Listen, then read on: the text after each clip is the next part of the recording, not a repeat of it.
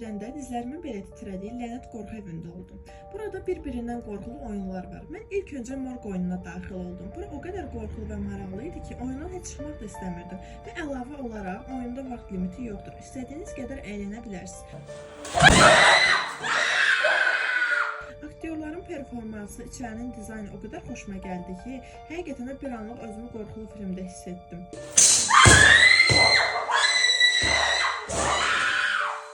Daha sonra intihar oyununa daxil oldum. Burada isə məqsədiniz məxluqların gəldiyi zaman qaçıb gizlənməkdir.